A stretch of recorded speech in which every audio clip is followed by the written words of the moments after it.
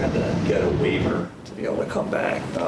How much did you weigh the NFL draft, or were you kind of dead set on coming back as long as the waiver went through? I just was appreciative of the opportunity to come back and improve my game and perfect my craft. Of course, I wanted an opportunity to get better because I know last season wasn't what I really hoped of. So I think I'm very appreciative of the opportunity that they gave me to come back. I know you kind of missed some games last season due to injury. Did injuries kind of play a factor into your decision to file for the waiver and not going to the draft? Not really. I'm just focused on getting better individually and just with my teammates, and because we got a great group and we just hard hat every day, ready to work.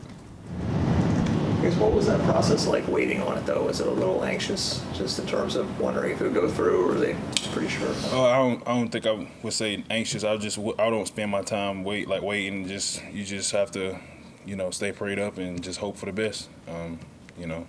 That's how I see it. It's kind of odd, though, being here at this age this year. I know Xavier Thomas talked about that. I think no, it's not really odd because you know the structure, everything. You can also help the young guys with anything they have questions with. I think I'm a notepad for those guys, and I'm their real lights. I'm their headlights, So anything they got, I can answer quickly. I think did you miss most of the spring or just some of the spring? It was most of the spring. You're healthy now, right? Yes. What was the injury, if you don't mind? Ankle injury, yes. What's the difference between playing BT when Peter Woods is next to you at defensive tackle versus last year when he was kicked out to edge for a majority of his snaps? So, you can get some single blocks, and when you get single blocks, there's opportunity to dominate. What's the addition of Will Heldt done to you guys' unit up front? Oh man, it's a great addition. That front we have up front, we value each other. We're like a brotherhood, and we love on each other. You got to bleed with each other before they can open up. We value each other very much. You mentioned the young guys. What are you seeing so far from Amare Adams and his young career? Amare is going to be a heck of a player. He's violent. He reminds me of me. He's dominant, but he's way more athletic than me. Honestly, he's a force to be reckoned with. What are some of the areas you've taken and tried to improve specifically with your game as you get prepared for the next level in this season? Footwork, hand placement, technique, whole lot. Still got a lot of stuff I got to work on throughout this camp. I guess what was it like coming off the last season? You talk about being a little disappointing. Was it just not being able to stay healthy, or just not producing consistently the level you wanted, or what was it? I honestly think it was just not being able to stay healthy, because the game is the game. It's been the game. It's football. Things happen. But I think it's just frustrating. You can't stay healthy. What's been the biggest difference with Tom Allen coming in this offseason versus some of the coordinators you played under in the past with Brent and then Wes? He got a structured plan, and he know how he wants it to go, and we got to follow it. With injuries, it's outside of your control, but is there anything you do now more? I know, like, you guys talk about prehab and living in the castle and stuff. Yeah, I attack prehab every day treatment in the training room. Those guys have become my best friends. Early morning, just right when I leave here, going in there right after I leave here. So yeah.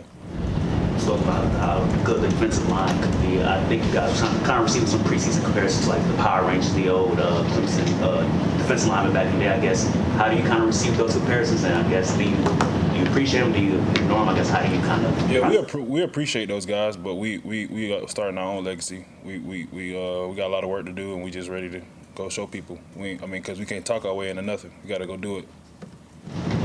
You've had your stops and starts since you've been here, and now you look at this like, this is my money year, right? Like, this is your time to go out and prove to the next level that you can play.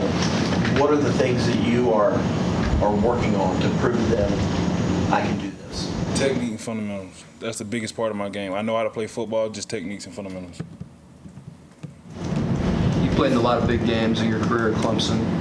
Where do you think this LSU matchup kind of stacks up, and what are your thoughts on the anticipation for the moment of that big game in Death Valley on August 30th? We value every opponent here at Clemson. We don't look down and just because it's LSU or anybody else that we play. You know, if we play in the Citadel, we're gonna value them too. So it's whoever our next opponent is that who basically we're gonna attack it the same way as we would LSU or anybody else. You mentioned creating your own legacy. Wade Woodard's coach, I think last week, kind of turned down the walls of past championships and kind of create a new legacy, as you said. How good do you think this Clemson team can be for you guys to create your own legacy? There's no limit to what this team can do if we come to show up and work every day. There's no limit. We heard from Nick Eason that Vic Burley maybe had a pretty good offseason, took a step. What have you seen from Vic? Vic he's growing. He's a man amongst boys. He's violent. He's just showing up every day, and he got a hard hat mentality, working hard, just being Vic Burley, the guy that they found. Anybody else for DeMonte? Because you talked about Amare Adams in terms of just, again, how much more athletic he is. Like, what does that actually look like if you were describing people? When he hits, he don't stop. He's just so violent. His feet never stop moving. He's a punisher. He's a punisher for sure. I love him. My brother from down south. That's what I call him. Did you know him for a long time, or? No, I just recently got to know him later, like closer to when he was getting to come here. But we was from the same neck of the woods. Yeah. How'd you get the name Cuddie? My grandmother. How did that come about? Honestly, I couldn't tell you. I mean, that's a question for my mom. But I just know, as a young age, my grandmother, she just always called me Cuddie. So, and it stick, and now everybody call me Cuddie. Yeah. Anyone else? All right. Thanks, Cuddie. Appreciate it.